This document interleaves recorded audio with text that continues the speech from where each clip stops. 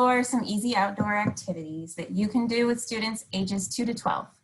While we would encourage outdoor education under any circumstances, with health and safety being of utmost importance these days, we've decided to turn up the volume extra on outdoor education. We encourage teachers, parents, community members, pod facilitators, anyone who may be in the role of educator this year to enjoy some non-screen time, sensory-based learning in the great outdoors, which can be a safer place to do hands-on learning during these pandemic days. All right, so this is the agenda for today. We're going to spend most of the rest of this hour going over these 3 topics. First, we'll cover why it's important and how to intentionally set a tone for outdoor learning that is conducive to learning. We will learn about some very simple and fun scavenger hunts that you can do with your students to guide them in their exploration of the outdoors. And we'll go over some lessons you can use with students to explore and observe plants. So, to get the most out of your time with us today, we encouraged you to bring to this workshop 5 to 10 different items that you found outside. You'll also need some index cards and something to write with. So hopefully you have these materials, but not to worry if you don't. It is totally okay if you don't have objects from outside. You're still welcome and you can still participate today with whatever is right around you. So any objects on your table or desk or a nearby shelf, anything will do. All right, so let's do some quick introductions. I'm Kimberly Kugler. I'm the Farm to School Coordinator here at Georgia Organics. And I will let Kimberly introduce herself now. Hi everybody, I'm Kimberly Deladonna. I'm the Farm to School Director at Georgia Organics. Hi, and I am Jenna Mobley. I've been a public school educator for many years, and now I get to lead teacher trainings and curriculum development alongside with teaching all the little kids. So I'm excited to facilitate some of these conversations today. Right, we'd love to get a sense of who's in the room, in the virtual room today. You'll see a poll pop up here. Please let us know what setting you are teaching in. I know for some of us in Atlanta Public Schools, it has changed even this week, perhaps. Show us on this poll if you are still teaching in a virtual setting, if you're teaching in person, if you're leading a smaller learning pod, leading your children or other students in your home, or something different.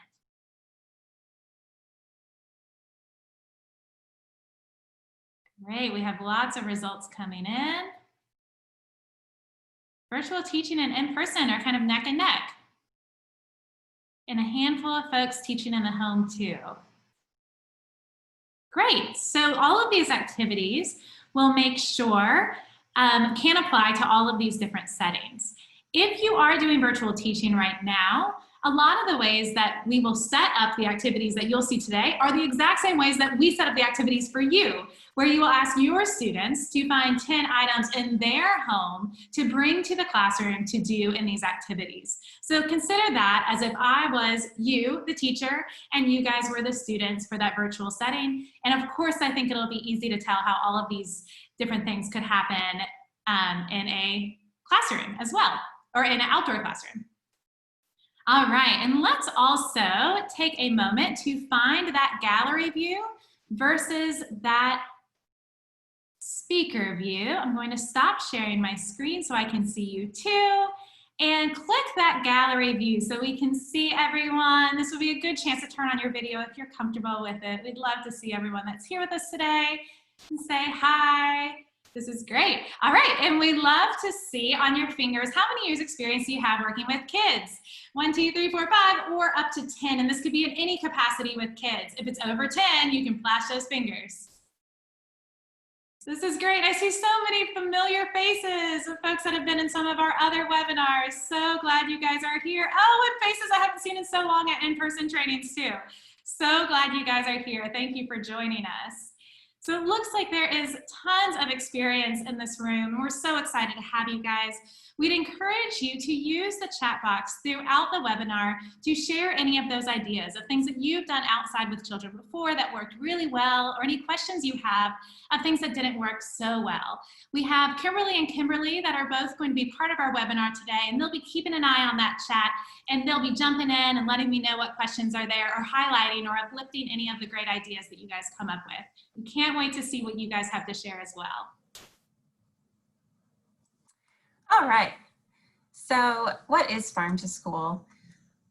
Farm to School is basically just getting locally grown foods, cooking and tasting locally grown foods, and learning about and through locally grown foods. So you may get those locally grown foods by purchasing them from a local farmer in your community, or by growing them yourself.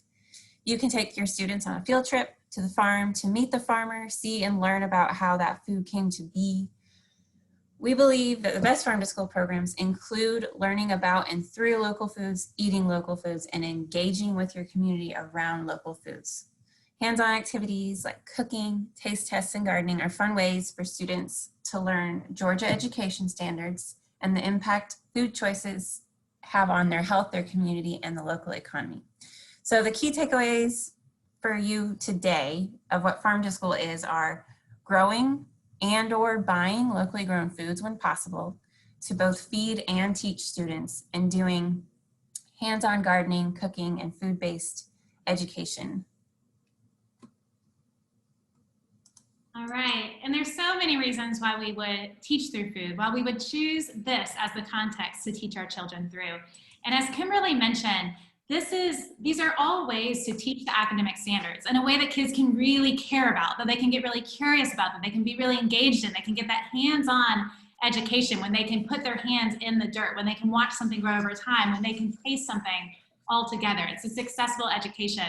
But also, as Kimberly mentioned, it also helps students recognize this powerful, positive influence and impact that those food choices that they make on a daily basis, what impact that can have on their community and their neighbors, and what impact it can have on the environment around them, and what impact it can have in them and their bodies and how they feel.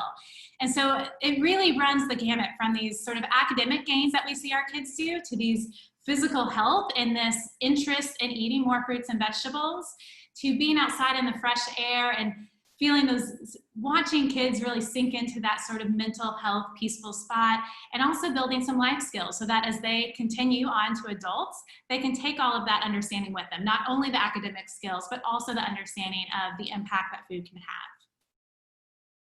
So this month is National Farm to School Month, and we have chosen Turn Up the Volume as our theme for National Farm to School Month.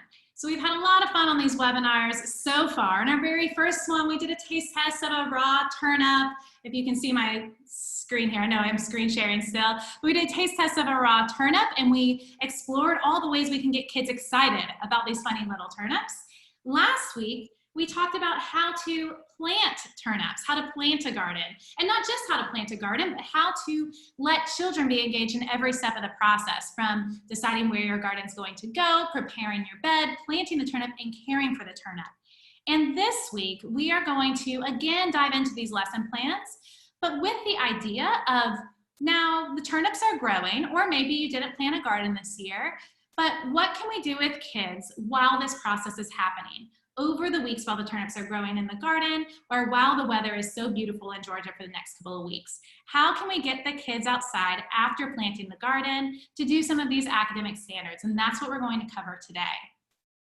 So first, we're going to talk about just setting the tone for outdoor learning.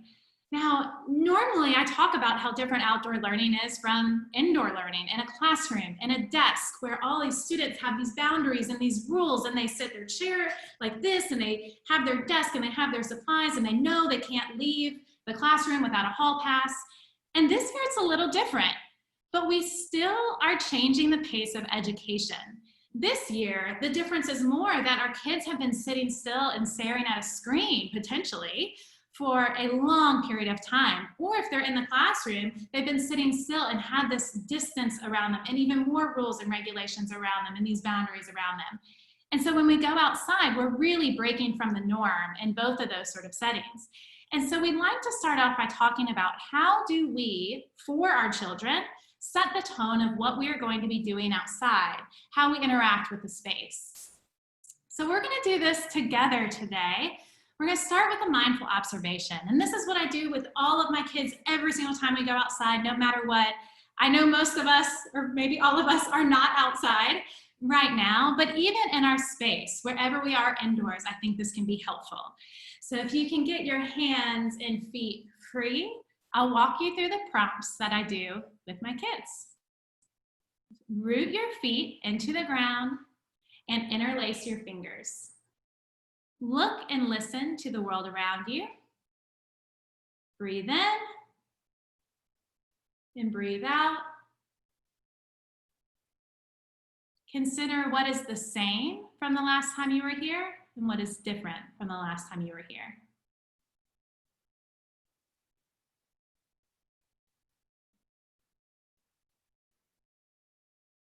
And this is a moment I take with all of my kids when we go outside. When it's kindergartners, we usually sit for about 10 seconds, first graders, about 20 seconds. But by the time they're in 5th, 6th, 7th grade, we just sit and we breathe until they squirm too much, and then we share. And this is just a great way to bring all of the energy together and to give kids the chance to not be overstimulated, but be able to take in the quiet, still, peaceful stimulation of the world around them, for them to check out the shapes in the clouds, to watch the leaves blow, to notice that the color of the grass change, to notice all of those things. We're just giving them that gift of that quiet moment for that little second, and that can change everything in that outdoor setting. The other thing I like to do during this time is when we're sharing these observations of what they saw, what was the same from the last visit, what was different, I always like to have a tape measure and a thermometer and a couple of tools like that on hand, because it can be really powerful when a kid, without a doubt, one of the kids will say, it's hot or it's cold. But to be able to help them quantify those ideas and say, oh, here's a thermometer. How hot or cold is it? Is that hotter or colder than last time? Does that fit with what we would think at what time of year it is? Asking those questions to take all those teachable moments of what they observed and go down that path to what that might mean for the world around us. Same thing with oh, that plant got so big. Oh yeah, how big? Here's a tape measure. Go see if you can figure out how big that plant is. So giving them the tools to quantify what they observe. And if you do nothing else with your kids outside, whether or not you have a garden, you've already given them such a great gift. Now, one of my favorite books is, and this is a selection of some of my favorite books about finding this quiet place, but I wanted to do a quick read aloud from Charlotte and the Quiet Place. So make sure that you are on speaker view so you can see me, and I'll show you just a little excerpt of Charlotte and the Quiet Place. This is a beautiful book of a girl that lives in a big city like my kids do in Atlanta, so I really like that. And here in the middle is my favorite part. It says, Charlotte is out of breath. She sits down to rest and she closes her eyes. Charlotte's belly rises up and down, up and down. Her breath goes in and out, in and out. Her mind slows down. It is quiet at last. It is so, so quiet, Charlotte notices an even quieter place. A place deep in her belly where her breath is soft and even. A place deep in her mind where her thoughts are hushed and low. A place as quiet as the small silence on the very last page of her favorite book. The silence right after the end. And the book continues just like that. And I love giving kids that example of how they can find that quiet place and how nice it is to be able to find that quiet place anywhere, but especially outdoors. It sets such a great tone for what we're doing outside in the garden. Another thing I like to do every time we go outside, and again, I keep saying garden, but this also could be your front yard at your house or a park or a garden, any outdoor space. I also like to read a seasonal poem. So there's a lot of these different books that have a poem for every day of the year. And this is such a beautiful way to bring in these literacy integrations where kids can think about the meanings of words and why the poet put them in what order and what they were trying to say, but also to tune into those seasons. What are we experiencing outside? How is it the same and different from the last time we were here? And how does that connect to the cycle of the seasons? So I thought we would read one today, and this is one that I chose for actually tomorrow, October 15th, in case you would like to read it with your kids. So make sure that, oh, there you are, Kimberly. Good. You can read it here on the screen. Make sure that you are on mute and you can read along with Kimberly as she shares this with us. This is from When Green Becomes Tomatoes. Because they know that cannot stay, they fade and fall, then blow away. Because they know they cannot stay, they leave and leave and leave. Thank you for sharing that, Kimberly. And of course, this would again lead to more questions of what is they? What are they talking about? What do they mean? And the whole idea here through the mindful observation and these poems is to tune in, but also to start kids asking questions. The big idea when we're outside is that this is a place where we might not know the right answers, and that's okay. We're very used to just giving facts and answers, but out here in the outdoors, what's so beautiful about it is that we can be curious and we can ask questions. And those mindful observation moments and poems like these are good practice for asking questions and digging a little deeper. All right. And the next part that we want to cover here before we let the kids loose to go do whatever activity, and we're going to cover a lot of what these activities might look like outside, is thinking about what sort of expectations we need to set to make sure that we have a positive shared experience. So we've brought all the energy together, we've done all that tone setting, but sometimes it can help, whether it's just you and your child or a group of 28 kindergartners, to think about together with those kids, what can we expect out of ourselves and each other for our behavior? What can keep ourselves safe and happy and each other safe and happy and our environment safe and happy? What can we all agree on? And this is a little different than setting rules. And you know, setting rules is tricky too, because if you try to set rules for everything kids will do outside, like don't throw sticks and don't do that and don't step on bugs and don't, I mean, you'll have the longest list of things you don't want kids to do, which doesn't quite set the right tone.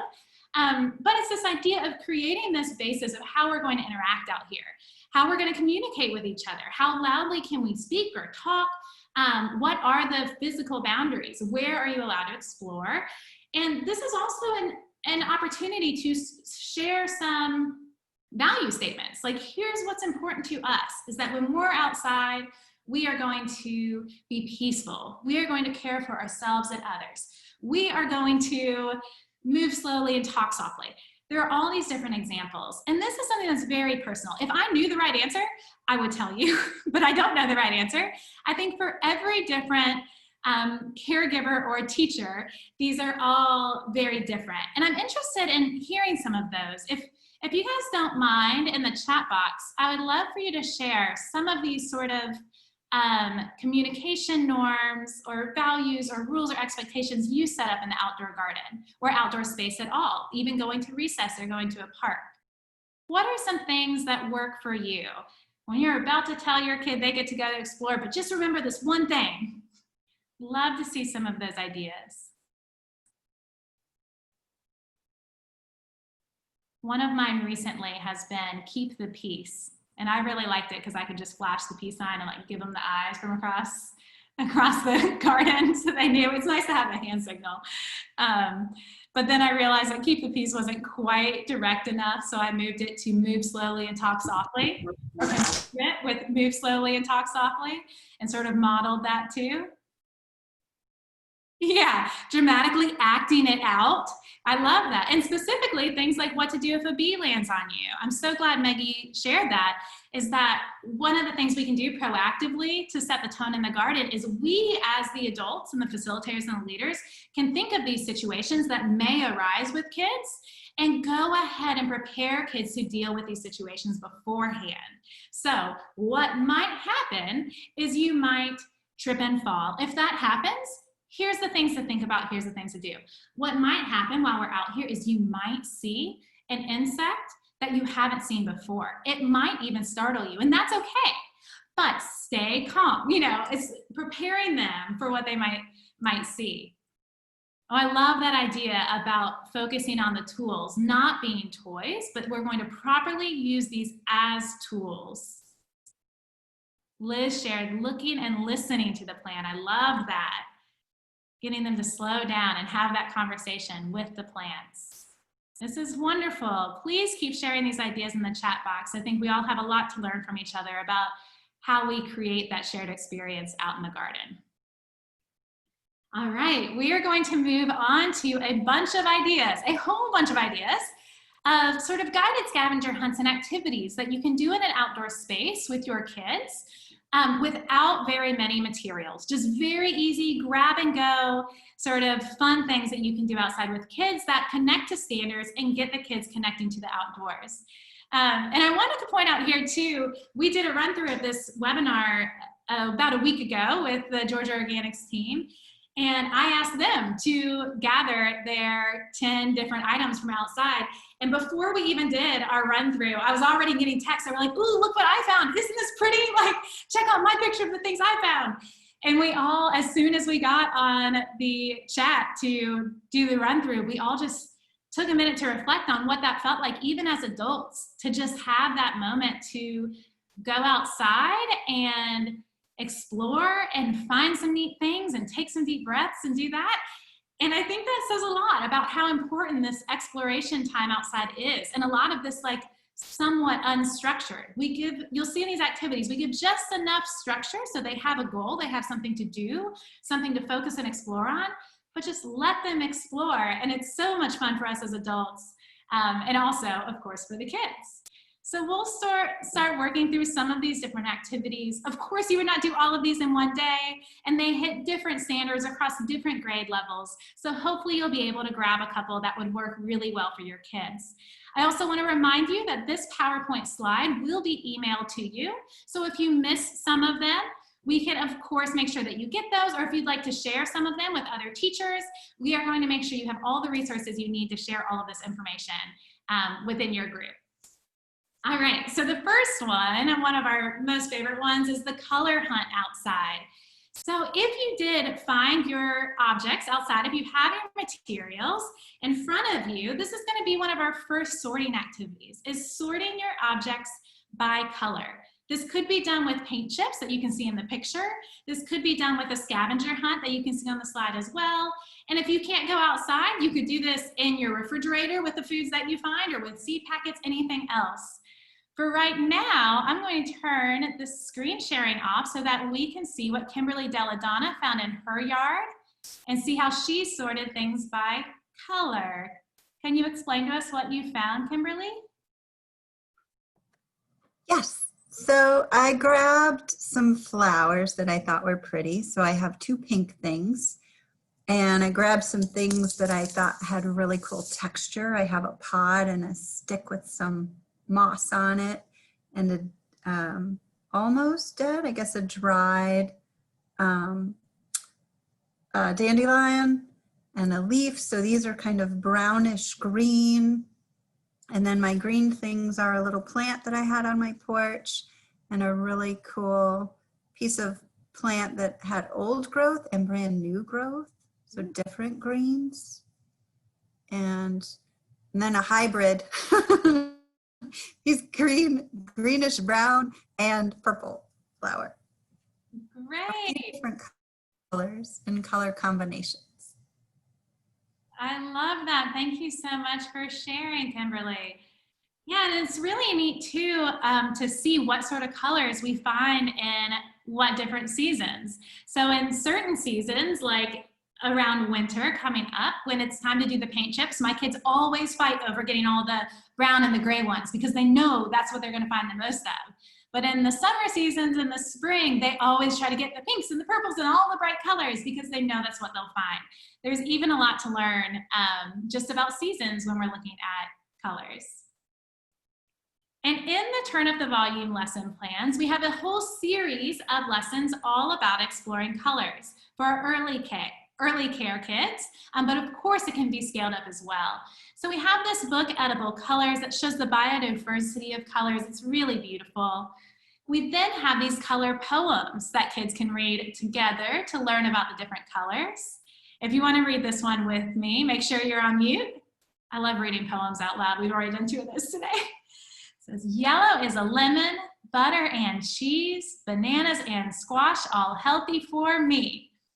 So that's our yellow one, but we have those poems in your resources for all of the colors, so the kids could also use those poems to match the things they find in the garden or in the refrigerator. We also have a lesson that talks about how these colors connect to the health of different parts of our body, and it continues from there. I think that whole series has about 6, 7, 8 lessons in it, all about identifying colors. In that same sort of idea, we can continue to explore the garden, but looking for shapes. So in our objects, do we see any 2-dimensional shapes? I'll show you my screen for this one.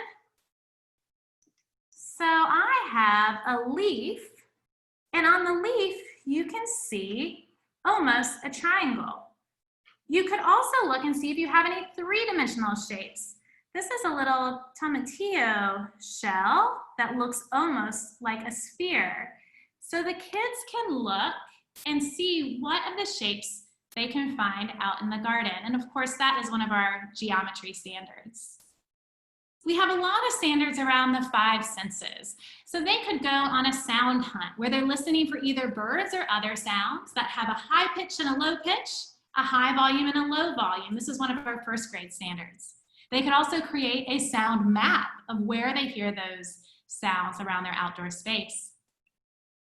Similarly, kids can go on a scavenger hunt for smells, especially if you have an herb garden. And they can jot down those smells, what the smell came from, and what it reminds them of. So for these ones, my lavender plant, the kids think smells like soap, and the cilantro, they think smells like tacos, and the mint, they think smells like bubble gum, and all of those connections between everything they can smell and where they think they've smelled it before. Kids can also go on a scavenger hunt for all different textures. One of my favorite ways to do this is a blind observation, and this is really easy. I just have this brown paper bag, and inside of there, you can put any object.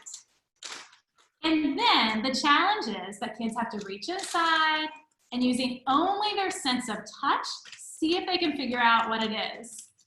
This one would have been really hard. This is like a magnolia pod, but it's really neat to see. And we can also have the kids ask yes or no questions to see if they can get closer and closer. These are all quick, super easy, fast scavenger hunts to get kids exploring outside and doing that sensory learning that isn't happening on the screen necessarily. All right, this is one of our other ones for our science standards. It's sorting things that are living and non-living. Now, something that's important to remember about living and non-living is that oftentimes what we find outside and what we're able to pick and gather from outside might not be living anymore, but might fall into that category of once living. So when we are doing opposites, as you can see on the chart here, one side is either currently living or once living, and the other side is non-living. I also like to include in this scavenger hunt what those qualifications are for each, so that while a student is walking through the garden or the outdoor space, they have this sort of checklist so that when they pick something up, they can think to themselves, oh, does this thing grow? Does it eat anything? Does it make seeds or babies? No? Okay, it must be on this one. So they have that sort of checklist to make decisions as they wander around the garden. All right, I'm going to stop screen sharing so that we can see Kimberly Kugler's screen and what she has found. Cool. All right, I'm going to point this at my desk. Hopefully y'all can see. So I found this little mushroom outside today, and this mushroom definitely reproduces. I know that, and it eats. So I'm going to put it in the living category over here, living and once living. I also found a small rock. I know this rock is non-living because it doesn't breathe, it doesn't move or eat or reproduce, so I'm going to put that in my non-living category over here. And I found this pretty yellow flower. This flower definitely reproduces and breathes. So I'm going to put that in the living category here with mushroom. And I found this, it looks like it was once part of a hose. It broke off of a hose. It's made of metal and it doesn't breathe or eat or reproduce.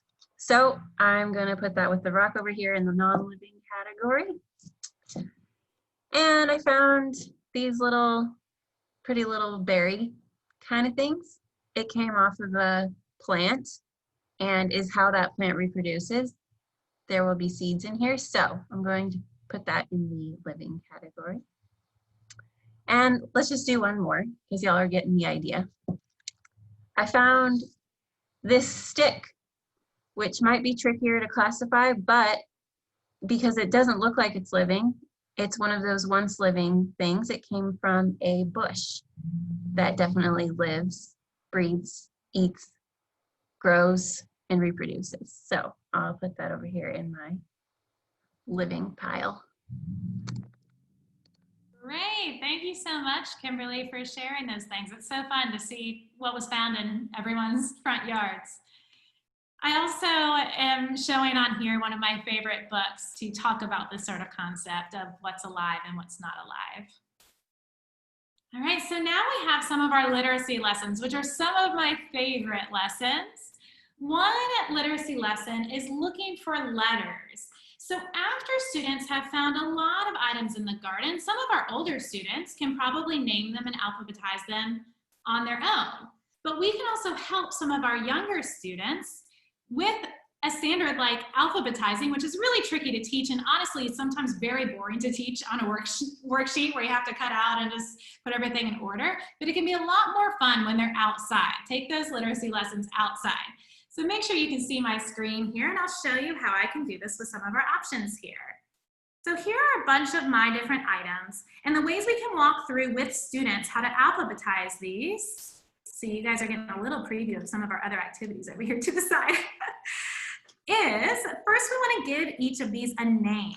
Now, this does not have to be the correct name. That is not the point. They just get any name they want. Kids could name it Bob if they want to. That is just fine. Let's see. For this one, I'm going to name it Stick. Even with our youngest kids, we can say, what's the first sound you hear in stick? What letter makes that sound? It's an S. Let's put that with the stick. Let's do, this one looks a little bit like a flower. What's the first sound in flower? That's an F. And let's see. This one looks like a pepper. What's the first sound? P makes that sound. Good. And we could continue, but for right now, we are going to alphabetize these three things that we found outside. And we already identified what letters. I believe they're upside down for you, but I think you get the idea. So the way to alphabetize them now is to sing the alphabet song, and whenever we hear one of these letters, we're going to put them in order. A, B, C, D, E, F, G. Oh, F, I just heard it. That one goes first. Point that towards you. A, B, C, D, E, F, G, H, I, J, K, L, M, N, O, P. There's my pepper. Q, R, S. There's my stick. And so in that way, even our youngest learners can start to name different objects that they find outside, identify the first letters, and put them in alphabetical order. This makes some of those literacy standards a lot more fun. I'm sharing on this screen some of my favorite books about vegetable alphabets, bugs alphabet, and tree alphabets. It's also really fun to go on a scavenger hunt and see if you can find certain things that start with a certain letter. That can happen outside or again in your refrigerator or in your kitchen. You can do this with seed packets or with any of the labels in the garden. Create that sort of language-rich environment where kids can learn about the alphabet.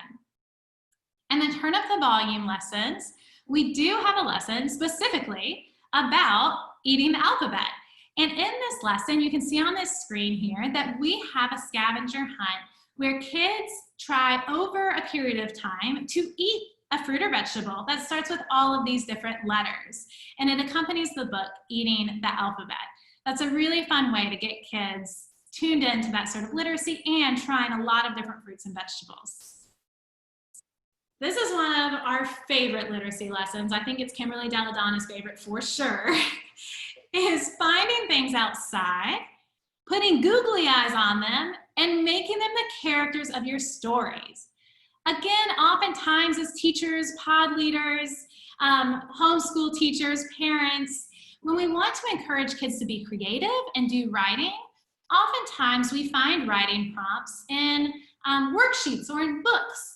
But if they can go outside and find the main character of their story, maybe it already looks like a face, or maybe you can put googly eyes on it, that is such a great prompt to begin a story. So here's some of my favorite you can see. Here's my googly eyes on my little magnolia thing. That could be the main character of my story. And I love putting googly eyes on leaves too. I don't know why googly eyes just make everything so much better. So there's the two characters of the story. And then the kids can work on what the plot of the story is going to be, what the beginning, middle, and end will be. And that will get them off and rolling with a creative writing prompt. In our Turn Up the Volume lessons, we have a lesson plan here where the turnip actually becomes the main character, and we have these mind maps to follow along. Another fun one outside is to give students either a length of string to place in a circle or a hula hoop, and that becomes the setting of their story. So oftentimes kids will tell me it's just like A Bug's Life, because in the movie A Bug's Life, that is their setting, and all the characters are the little bugs that live in there. These are all just ideas to get kids busy, thinking creatively about this little world that is outside, this huge world that is outside their classroom or outside their school. All right, so on this last one, we'd like to see from all of you guys, what are all the ways that you can sort your objects into groups? How are some of your objects the same as others? How are they different from others? Can you create a pattern with your objects? Can you create antonyms, opposites? This is another great literacy lesson. In the classroom, you can see on here a lot of different ways that you can share that. One is you can make a tape bracelet. This is taking masking tape and putting it inside out, so the sticky side is out, where kids can gather things from the garden and create a pattern all the way around their wrist. If you're working with something like seeds, where there's many of them, you can see sweet Caitlin here with her mandala. You can create a mandala where you find all of the similar things of similar color, shape, and size, and put them in a circle, and continue to do that going out so it is symmetrical all the way around. You can also use this fishing line, this plastic fishing line, to make sort of a garland that's really beautiful, but can also show a pattern, like an AABB sort of pattern. All right, so I'm going to turn on gallery view for a second and see if anyone happens to have their materials and see what you guys all gathered and maybe how you are sorting them. This would be a great time to use your index cards to label your groups if you have them. Let's see if we have any good ones to check out today. Remember, this could also be with things you found on your desk too. It could be writing utensils on one side and stapler fasteners on the other side. That works too. There are so many people here today. This is so exciting. Yeah, so imagine what this might look like with kids, giving them tons of these different objects and asking them to think without rules. How would you sort them? How would you group them? Jenna, I think Kara had her hand up. Kara. Oh, let's see. Let me go back to gallery view and see what I can. Okay, I'll try and show you what I gathered from my school backyard before I headed out for the day. So yesterday, before I left for the day, I gathered some things, and I thought, well, so the color-wise, not very colorful. I could have like my brown group, my yellow group, and my white group. So I could sort them by color, but I thought, you know, sorting them by texture is probably a better option. I could have my magnolia leaves and my rock could be a part of my smooth group. My pine cones could be a part of my rough group or prickly group, as well as my magnolia seed. My birdhouse, my old birdhouse and the old nest could be at the heart of the rough group. And the stick could probably somewhere in between, maybe the or the soft group, depending on how soft or smooth your stick is. That's wonderful. Thank you so much for sharing. It's also so fun just to see what objects you have and to think about how kids would do this too. The other idea that Kara brought up that I really loved is that a more advanced skill is putting something on gradients instead of just grouping them. It's like how from the softest to the roughest, how you can put things on order. And that's a really fun skill for kids to practice. Thank you so much for sharing that. And thanks for grabbing it, Kimberly. It's hard to keep up with everyone. All right, y'all, let's scroll through a couple more here. Of course, there is so much counting that can happen in the garden. Here are some of my favorite books about counting in the garden and counting by different groups. Jenna, can I interrupt for just a minute? Please do. Marcel Harris has something she wants to share with us too. Yay, okay, let me get back on gallery view. Look at that, it looks like some rosemary. Can everyone see Marcel? Oh yeah, that's a beautiful purple plant and red flowers, some green leaves. So many different textures on that too. Wonderful, thank you so much for sharing, Marcel. Kimberly, did you see any others? No, I think that's it for now. Great, thank you. All right, so one of the other activities we can do outside is making measurements. It's going on a scavenger hunt to find things that are 1 inch long or 3 inches long or 5 inches long. And of course, it would not be a webinar with Jenna Mobley if we did not sing a song. So I thought we would sing one of our favorites. And this is the one we do every time we study measurement, every time we go out to the garden. Sometimes we'll make our own little inchworms and use our inchworms to do the measurement in the garden and watch how our plants grow. And so this is the song. It was inch by inch, row by row. And at the beginning of each stanza, everyone can sing along, inch by inch, row by row, and then I'll sing the rest of it. And then you can join me for inch by inch, row by row, and you can do the rest of it. And today, I brought my handy ukulele for this. I love watching you guys laugh at me. Kara, you're on my screen right now, and it just like makes my life, because this is what my kids do. I'm just like a traveling entertainment show, just trying to make kids and teachers laugh. This is great. All right.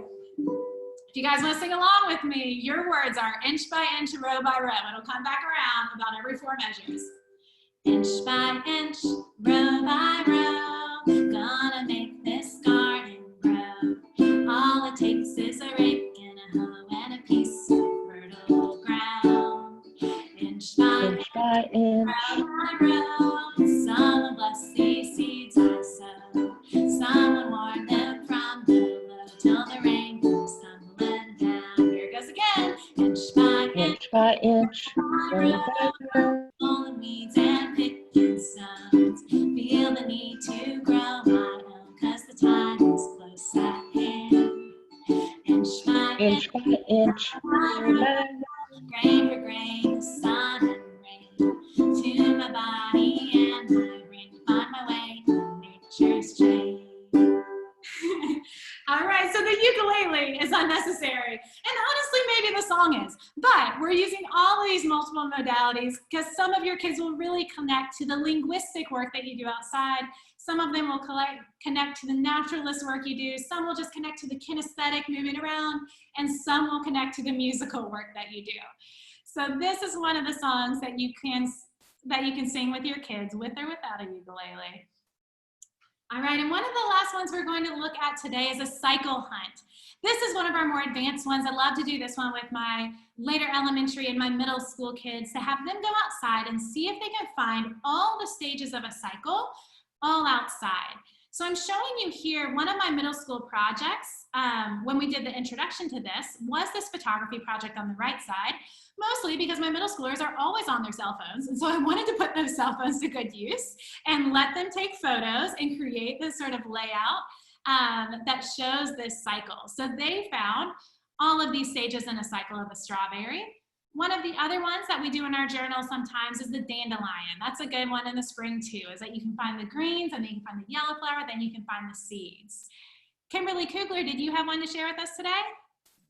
I do. Yay, can't wait to see. Yeah, so I found a green bean plant, and so that's what I'm showing today. Hopefully you can all see it.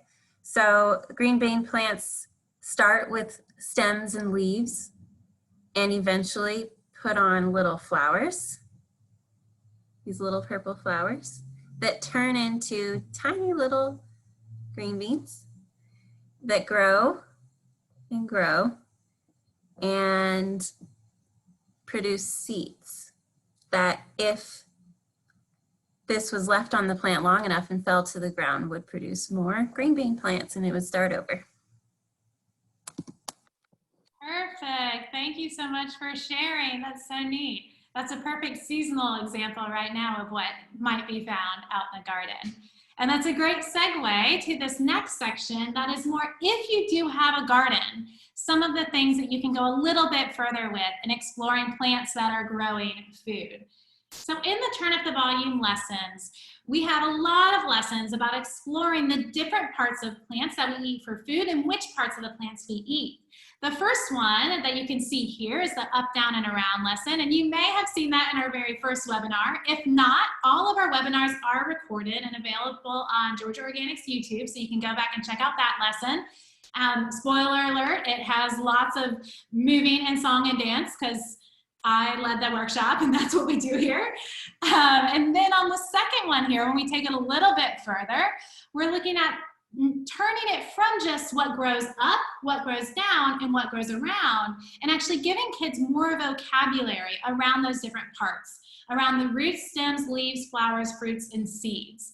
And this one, you can see in this picture, also has either poems, if you read them that way, or has a song for each of the different plant parts. And this song or poem actually describes not only what the plant part is, but the function that it has for the plant. I think that's very important to get to here. So this will be our last song and our last movement activity. But if you want to stand up, I'm going to turn off my screen share so you can see me. This activity is similar to head, shoulders, knees, and toes. But we're going to pretend like we are a plant.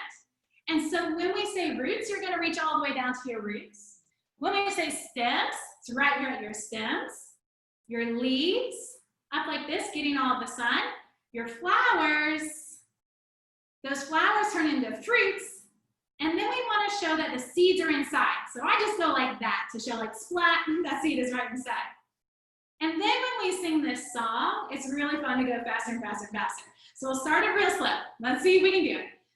Roots, stems, leaves, flowers, fruits, and seeds. Roots, stems, leaves, flowers, fruits, and seeds. Roots, stems, leaves, flowers, fruits, and seeds. Roots, stems, leaves, flowers, fruits, and seeds. Yeah, great job. As you can imagine, kids love that. And it's great for them to have a model on their own bodies of what these different plant parts are. Now you can see here that it goes even further. That's sort of the chorus of our song. And then we could sing verses about each plant part. We'll just do one right now to give you an idea. And I always let the kids snap along with me when we do it too. So you can snap if you want to, if you're really feeling the groove today. This one, the first one about the roots, says the roots hold the plant in the ground. They drink up the water that falls around. And there's a root inside of me because a turnip is a root that I eat. And then of course we could go to root, stems, leaves, flowers, fruits, and seeds. Root, stems, leaves, flowers, fruits, and seeds. Over and over again. So all of those resources are available in Turnip the Volume, so you can see those. We also could take that a step further and then do a matching game with plant cards that are provided for you in the resources. You then could also do a scavenger hunt with your kids, either at your farmer's market, at the grocery store, in your kitchen, or following what you are able to eat throughout a week or a month. If you can find things to eat that are all of these different plant parts. All right, y'all, that was a lot to squeeze into a short amount of time. So many activities for so many age groups and so many standards. I wanted to take a moment to see what other questions and concerns you have about taking kids outside to do this sort of sensory, exploratory, hands-on sort of experiences with kids where they are curious and engaged and touching and moving and exploring out in the garden. Into the chat, type any questions you have, and Kimberly will pull those out for us so that we can, all of us can give responses to them in the chat, or I can share some funny stories about what I've learned about the question as well. You're also going to see a poll pop up in just a moment. In this poll, we'd love for you to share how comfortable and confident you feel about doing any of these lessons that you've seen today. Either some of the ideas about going outside and going on scavenger hunts, or sorting, or a song that you wanted to sing, or the plant cards matching game relay race, any of these things. The poll will ask you, how confident and comfortable do you feel taking your child or your students outside to do this sort of work?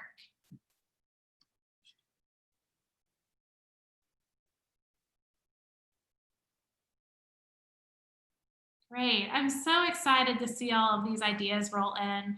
I really particularly like this webinar because I think it's such a great, easy start for teachers in connecting to the land that grows our food and the environment that grows our food, and getting teachers outside that have maybe never been outside before.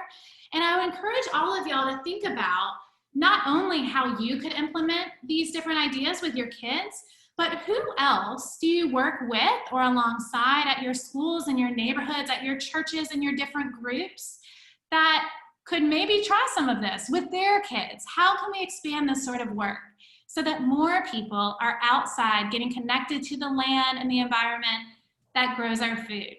As we said earlier, we will be sharing all of these resources with you so that you now can become me and you can go share all of these ideas, all of these scavenger hunts, all of these resources. We make them as accessible and easy as possible, and we encourage you to share all of these ideas. The last thing I'd like to ask in the chat box here is if you wouldn't mind sharing either what you are planning on doing with your kids, or who you are planning on reaching out to with all of these ideas and information. Like, what is your next step? You're going to get off this webinar and you're going to text your second grade team and tell them that you have a scavenger hunt for them to do on their break next week with their kids.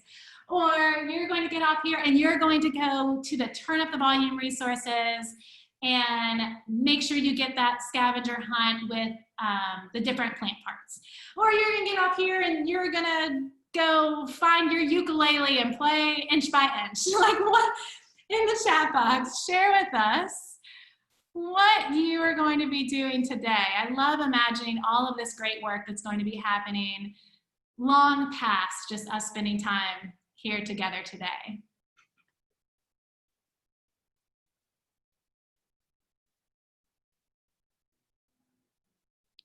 Great, Crystal's gonna go check out the Turnip the Volume resources. There are so many resources on there. We covered just a few of them today, but there are not only lesson plans for kindergarten all the way through high school on every single subject matter. There's also recipes that are geared just for kids. There's fact sheets, there's different activities. There's all sorts of things. And when you do these activities, please share on social media and hashtag Turnip the Volume. It's so fun for us to see all of this happen. Oh, good. I'm so glad to hear all of these folks that are going to share with their school nutrition teams, with their grade level teams. Oh, great. We have, Kara is an environmental educational specialist. Those sort of positions are so wonderful for spreading resources like this. This is great. Oh, and I love that Marcel mentioned too, that giving teachers choices. So offering them lots of these scavenger hunts, and maybe offering to print them out for them or send them the direct link so they don't have to watch me talk for an hour to learn about it. Like, how can you make that access point easy for them and give them a choice of what sounds the most fun for them? This is great. Thank you so much for sharing all of those ideas.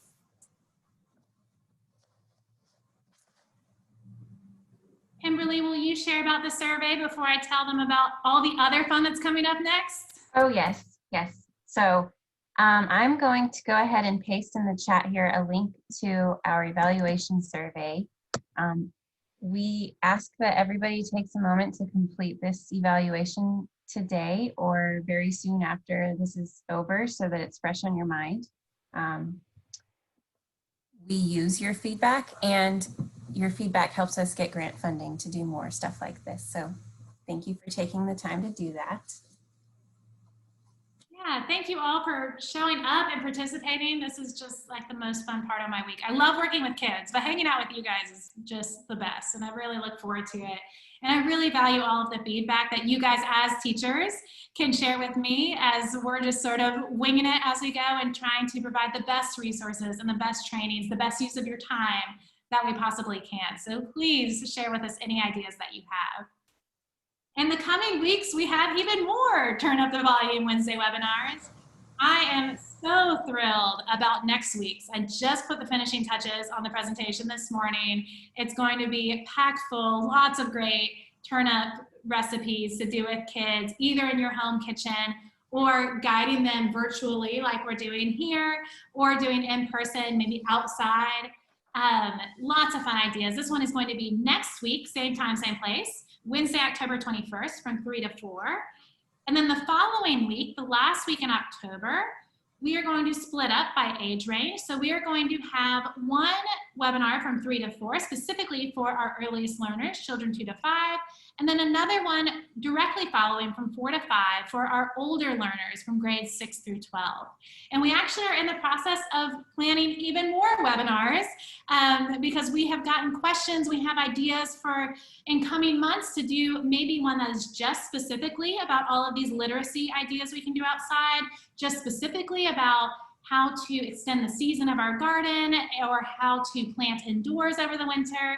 So we're hoping to have even more dates for you coming soon for November, December, January. Keep some of these ideas coming far beyond October Farm to School month. So also in that survey, please feel free to share what's worked, what hasn't worked, what you'd like to see more of, because we are in the process of planning that right now. Yes, indeed. Thank you, Jenna. So that's all that we have for you today, folks. And we will send out a follow-up email after this with the schedule of all the remaining webinars for this month and links to register, as well as the presentation slides. And again, the link to this survey here that I'm putting in the chat again. And we appreciate that you took the time out of your day today to join us. Remember to keep posting your Turn Up the Volume activities on social media and use the hashtag #TurnUpTheVolume. And we hope to see you here next week. Thanks so much, y'all. Really enjoy.